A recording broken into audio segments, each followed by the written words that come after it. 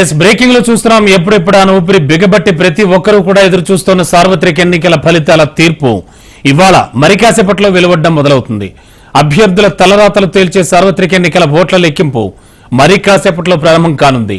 ఇందుకోసం కేంద్ర ఎన్నికల సంఘం అన్ని ఏర్పాట్లు పూర్తి చేసింది. 10,50,000 కౌంటింగ్ కేంద్రాల్లో ఓట్ల లెక్కింపు జరగనుంది. కౌంటింగ్ కేంద్రాల వద్ద భారీ భద్రత ఏర్పాట్లు చేపట్టారు. సీసీ కెమెరాలతో ఓట్ల లెక్కింపు పర్యవేక్షిస్తున్నారు.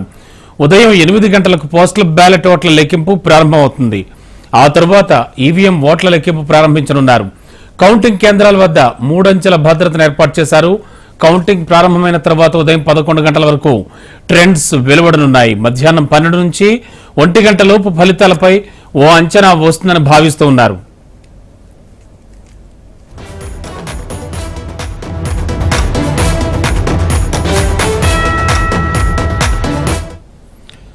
దేశవ్యాప్తంగా 543 లోక్సభ స్థానాలకు 8,360 మంది అభ్యర్థులు పోటీ పడ్డారు.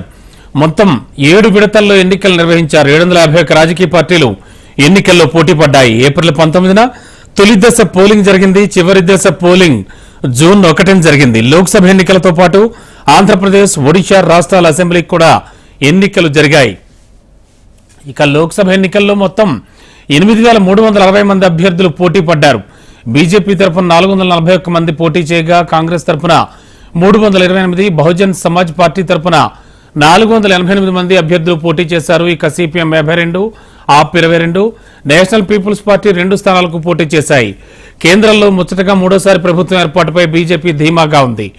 ఇక వికసిత్ భారత్ అబ్ కీ బార్ 400 పార్ నినాదంతో బీజేపీ ఎన్నికల్లో ముందుకు పోగా బీజేపీ హఠావో సంవిధాన్ బచావో నినాదంతో కూడా ప్రజా సమస్యల ఎజెండాగా ఇండియా కూటమిగా ఏర్పడిన 36 పార్టీలు ఎన్నికల్లో పోటీ చేశాయి.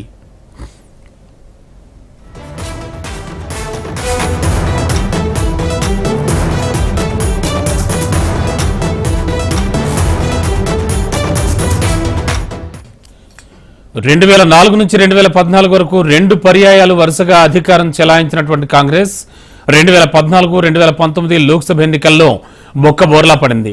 గత 2 ఎన్నికల్లో కూడా కాంగ్రెస్ పార్టీకి లోక్సభలో ప్రతిపక్ష హోదాలు అవసరమైనటువంటి 10% సీట్లు కూడా దక్కలేదు.